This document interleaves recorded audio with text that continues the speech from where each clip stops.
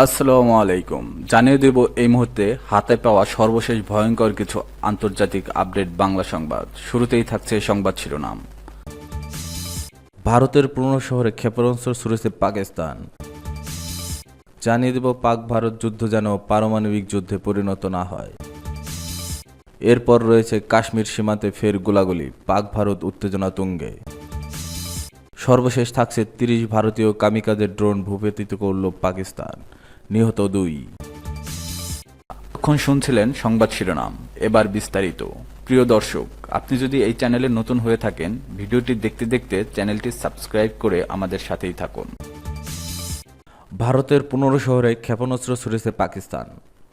ভারতের উত্তর ও পশ্চিমাঞ্চলীয় অন্তত ১৫টি শহরে সামরিক স্থাপনা লক্ষ্য করে পাকিস্তান ক্ষেপণাস্ত্র হামলা করেছে বলে দাবি করেছে নয়াদিল্লি। ভারতের ক্ষমতাসীন বিজেপি সরকার বলেছে বৃহস্পতিবার রাতভর ও সকালের দিকে জম্মু কাশ্মীর, পাঞ্জাব এবং গুজরাট সহ দেশের ১৫টি শহরে সামরিক স্থাপনা নিশানা করে ক্ষেপণাস্ত্র ছুড়েছে পাকিস্তান।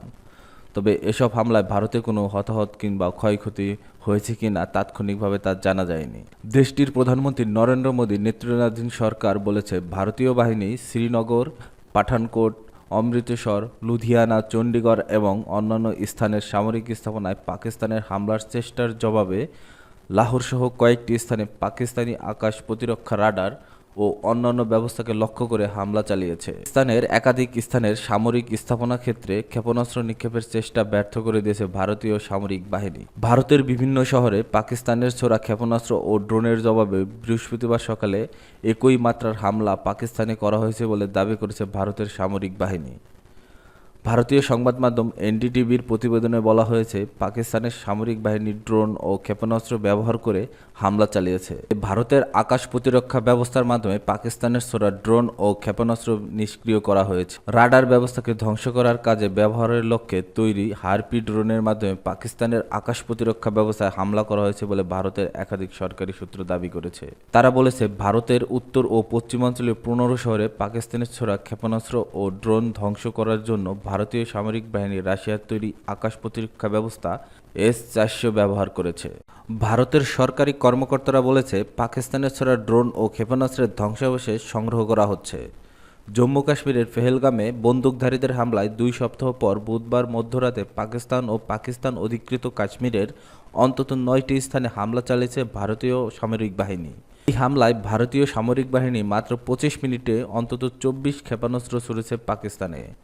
এরপর বৃহস্পতিবার রাতভর পাকিস্তানের বিভিন্ন এলাকায় আরও কয়েক ডজন ড্রোন হামলা চালিয়েছে ভারত। পাক ভারত যুদ্ধ যেন পারমাণবিক যুদ্ধে পরিণত না হয়। পেহেলগাম কাণ্ড নিয়ে ভারত পাকিস্তানের মধ্যে উত্তেজনা চলছে। এ নিয়ে অনেক দেশ সংঘাত এড়িয়ে সমাধানের পথ খোঁজার আহ্বান জানিয়েছে। মার্কিন ভাইস প্রেসিডেন্ট জেডি ভ্যান্স বলেছেন যুক্তরাষ্ট্র এমন কোনো যুদ্ধে হস্তক্ষেপ করবে না যেখানে তার কোনো স্বার্থ নেই। খবর বিবিসি। আমেরিকান টিভি ফক্স নিউজকে দেওয়া এক সাক্ষাৎকারে তিনি বলেন, আমরা দুই দেশের মধ্যে যুদ্ধে হস্তক্ষেপ করতে পারি না, তবে মার্কিন যুক্তরাষ্ট্র কূটনীতির পথ বেছে নিতে পারে। কূটনৈতিক দিক থেকে আমাদের আশা এবং প্রত্যাশা হলো পাকিস্তান ভারত যুদ্ধ পারমাণবিক যুদ্ধে পরিণত হবে না।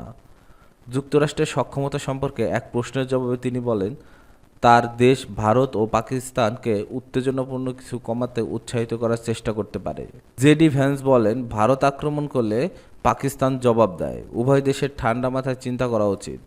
পাকিস্তান ভারত যুদ্ধ যেন পারমাণবিক যুদ্ধে পরিণত না হয়। যদি তা হয় তাহলে অনেক ক্ষতি হবে।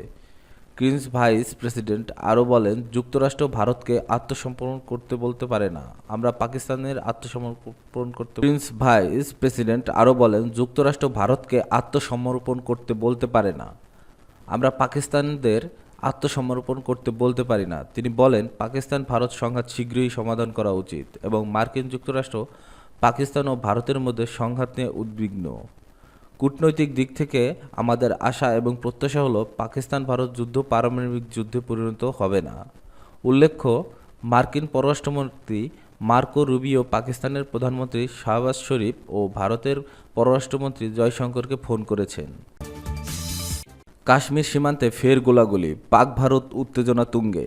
কাশ্মীর সীমান্তের নিয়ন্ত্রণ রেখার LOC বরাবর ভারত ও পাকিস্তানের সেনাদের মধ্যে আবারও গোলাগুলির ঘটনা ঘটেছে। সকাল থেকে কুপওয়ারা ও উরিতে আবারও গোলাগুলি শুরু করেছে পাকিস্তানি সেনারা। ভারতীয় সেনাবাহিনী এর পাল্টা জবাব দিয়েছে, খবর এনডিটিভি। পাকিস্তানি গোলাবর্ষণে ১৬ জন বেসামরিক নাগরিক নিহত হন, যাদের মধ্যে ছিলেন ৩ জন নারী ও ৫ জন শিশু। সীমান্তবর্তী এলাকাগুলোতে নিরাপত্তা জোরদার করা হয়েছে। শ্রীনগর, জম্মু, পাঞ্জাব ও রাজস্থানের বিভিন্ন শহরে এখনও বিদ্যুৎবিহীন ব্ল্যাকআউট চলছে।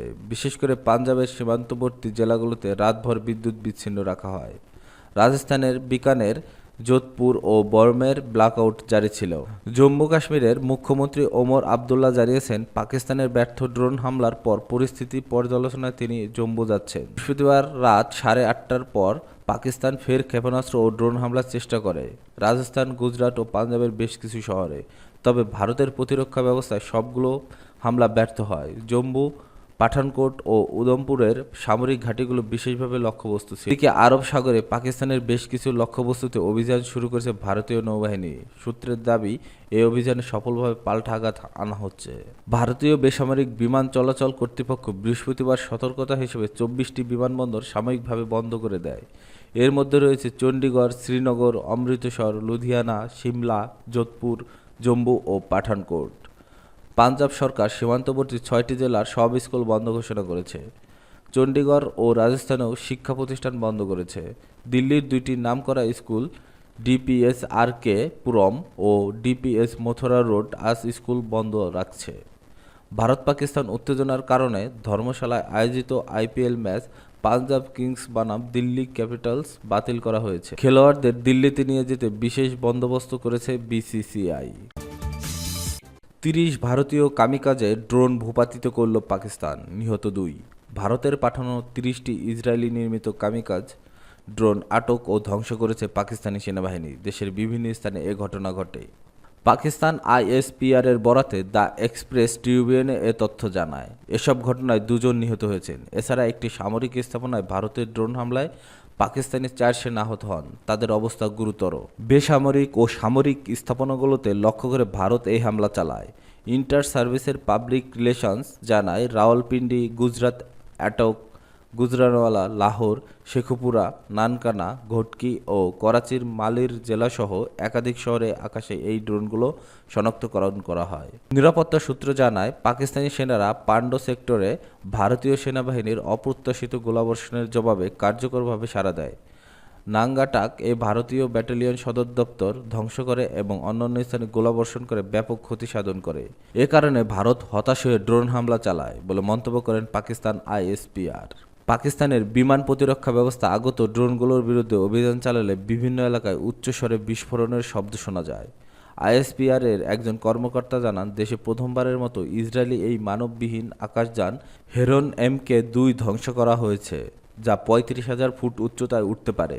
ভারতে এটি হ্যারপ ড্রোন নামে পরিচিত। ড্রোনগুলো ইসরায়েলি কারখানায় তৈরি, তবে এর ইঞ্জিনগুলো ব্রিটেনের ইউএভি ইঞ্জিনস লিমিটেড দ্বারা নির্মিত। পাকিস্তান আইএসপিআর এর মতে, কাপুরুষোচিত হামলাগুলো নয়াদিল্লির আতঙ্ক ও কৌশলগত বিশৃঙ্খলার প্রতিফলন। এর মাধ্যমে বোঝা যায়, ভারতীয় বাহিনী LOCতে উল্লেখযোগ্য ক্ষতির সম্মুখীন হয়েছে। ক্ষতিগ্রস্ত এলাকাগুলো থেকে ড্রোনের ধ্বংসাবশেষ সংগ্রহ করা হয়েছে, সেগুলো পরীক্ষা নিরীক্ষার কাজ চলছে। আইএসপিআর আরও জানায়, পাকিস্তান সেনাবাহিনী শক্তিশালী ও পরিকল্পিত জবাব দিচ্ছে, শত্রুপক্ষের সকল পরিকল্পনা বানচাল করে দিচ্ছে। সফট কিল এবং হার্ড কিল পদক্ষেপের সমন্বয়ে সকল আগত ড্রোন নিষ্ক্রিয় করা